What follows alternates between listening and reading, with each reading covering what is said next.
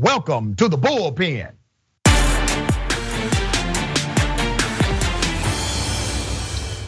In the bullpen today, he's back, my dear brother Armstrong Williams, who is a conservative broadcast owner and journalist, astute businessman, and somebody who has been a conservative thought leader for many years. Mr. Williams, good to have you back on the show. How are you? My pleasure. Thank you for having me. All right, we're gonna chop it up. I do apologize. We have a bridge time. I'm in the business. You don't have to explain to me. I understand. All right, you know. No explanation. So we need to talk. I got to talk about Clarence Thomas with you and his wife, Ginni Thomas. And if we have time, we'll talk about Chris Rock and Will Smith. If we don't have time, we'll bring you back. So let me ask you about what has been exposed now. Ginni Thomas, her involvement in the January 6th insurrection, and Clarence Thomas being the lone dissent on the US Supreme Court as it relates to a January 6th dynamic.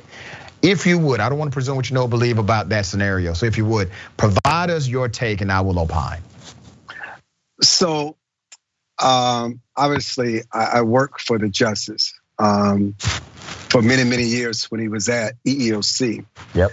And I remember I hosted the wedding reception for he and his wife, Ginni. You know, Ginni comes from a family of activists. She has very strong opinions. And she has a vision of the world, like activists on the left. To me, they're both the same coin. And so all throughout her career, this is what she has done. I remember, you recall when she picked up the phone and called Anita Hill, the justice's accuser, and asked her to make an apology. And we asked ourselves, what in the world would make someone make a call like that? I mean, this is who she is. She does what she does. I will tell you, Dr. Richey, when the justice learned, when she finally had to confide in him, tell him about those texts and that she would be mentioned, no one could have been more shocked than we were. I mean, it's a marriage. She wants her independence.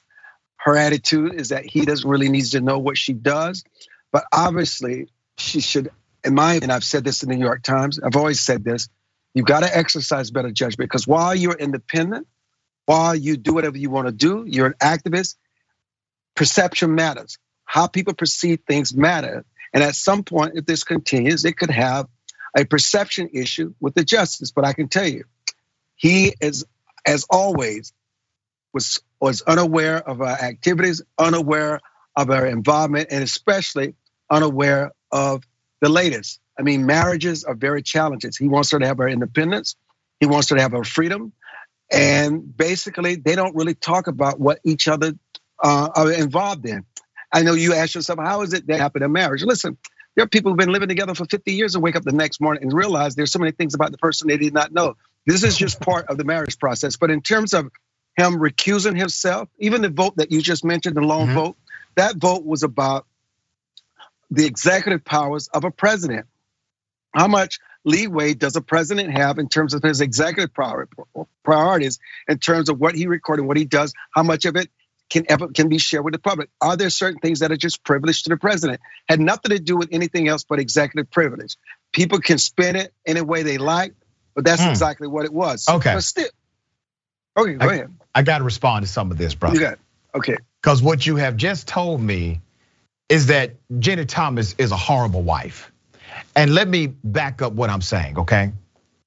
Her husband is one of the most powerful people in this country. She's connected to that by choice. She doesn't have to be there. Now, when we talk about his refusal to recuse himself from the last ruling that was involved, the high or the high profile ruling that involved January 6th.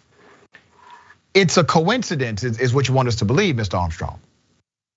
It's a coincidence that Ginni Thomas was on the record for siding with President Trump as it relates to his executive powers extending beyond his presidency. She's on the record for saying that. The Supreme Court, the only Supreme Court justice who agreed with her happened to be her husband.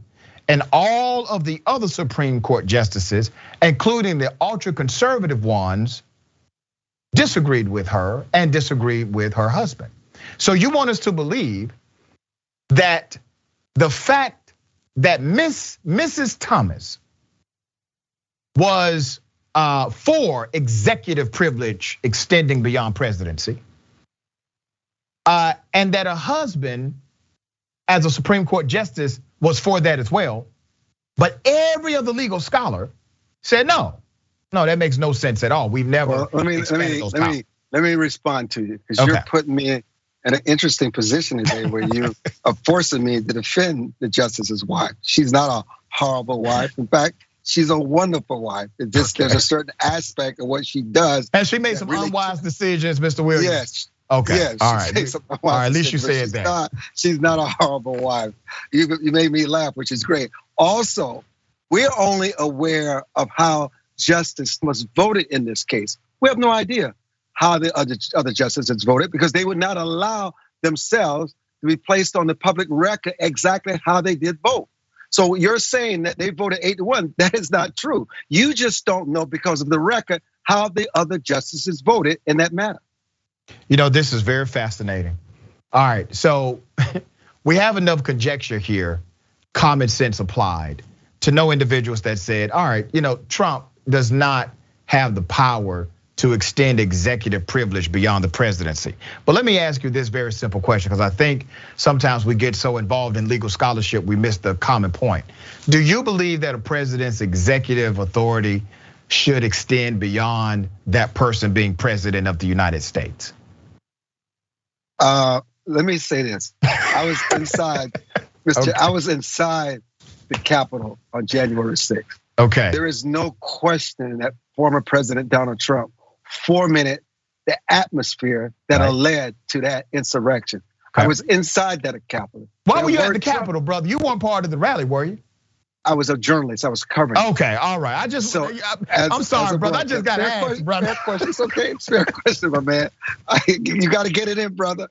Listen, those were Trump supporters. Okay, they were not only urinated and defecated and creating violence. It was one of the most shocking things I've ever seen in my life. So there's no question that Trump bears responsibility. Again, you're putting me in a position. I'm not here to defend Trump. I agree with you. I've always agreed with you on this issue. Right. But still, Thomas's wife admitted she attended the rally. And she admitted a year later. Wait a minute, all due respect. Yeah, that's right. Mr. This Williams, is exactly right. She kept it secret. She kept it secret. So that means she went there in a disguise. That's what that means. Guess what? She kept it a secret to all of us. Not just you. Do you think she kept it a secret to her husband?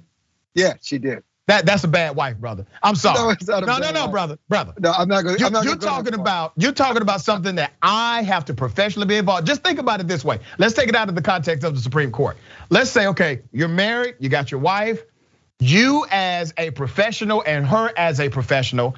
There's a case coming up that will garner national attention and likely put you in the line of fire, even more so because of her actions. And she doesn't tell you that you have to make decisions on issues. You're assuming they have conversations, and she has such. I do assume that married people have conversations, Mr. Williams. You are absolutely correct. Yeah, you're making an assumption, which is fair. Most people will make that assumption. But this is why you have me on, so I can inject another perspective. And that perspective is he is totally in, as he's always been about her activities. I know firsthand in the dark. But her actions are problematic, brother. Yes, they are. Okay, we agree. You're asking people, and you understand in good faith why people won't believe that, right? Like, wait a minute, there's too many coincidences here. I get it. All right. But you also know in your lifetime, sometimes coincidences doesn't necessarily prove a point. They're just coincidences. All right, so let me just have by chance. You know this. Let me ask you this question. Okay. We know that Virginia Thomas has a long activist career. Yes. We know her entanglement with Citizens United and everything else, right? So when you know this, all right, so I'm gonna pose this question, we're running out of time. When you know this about Miss Thomas, when you know this, you're Mr. Thomas, okay? All right, he has a duty, a moral obligation to recuse himself, not just because of unfairness in a ruling, but the appearance of unfairness in a ruling. And if his wife refuses to tell him what she's involved in, as you have suggested, that means, brother, that she, in my opinion, is not doing well in her relationship with him, because he has a noble duty to recuse himself. And if she continues to act in this way, she is violating a trust tenet, in my opinion, because he has this duty to recuse. Let me say this to you. There's no question she's violating an oath in the marriage to protect him at all costs, be aware of the kind of judgment she makes, the kind of things she supports, and the kinds of things she has done over time. But guess what? She has never done that. She's always done exactly what she wants to do. That's who she is. I got you. Let me just say this. Justice Thomas, in terms of recusing himself, you have to assume that the Supreme Court now will accept any kind of case dealing with January 6th. There's a different bar there. But I do believe there is a legitimate argument that if this comes before the Supreme Court, that Justice Thomas should consider recusing himself because of the perception of this whole mess that his wife finds herself. All right, good enough on that. You have intellectual integrity on that issue. You actually did not answer my question now. I caught that, but I just want to make you comfortable again. Do you agree that a president and their executive authority outlives their presidency? No. All right, so you disagree with your friend Clarence. Justice Thomas, you know what? Justice Thomas, you disagree with your buddy Justice Thomas. We disagree, and that's a good thing, because if we both agree that somebody's not necessary. That's right, man, well said. Always good to have you, Mr. Williams. Thank you, brother, for gracing us with your presence. Yeah, and remember, again, Ginni, I did not say you are a horrible wife.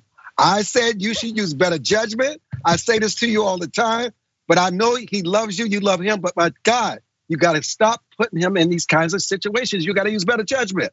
That's what I'm saying. She's making the brother look bad. I know you are a good wife. I'll give you that. All right, thank you, brother. I appreciate you being on the show. Thank you, sir. All right, thank you.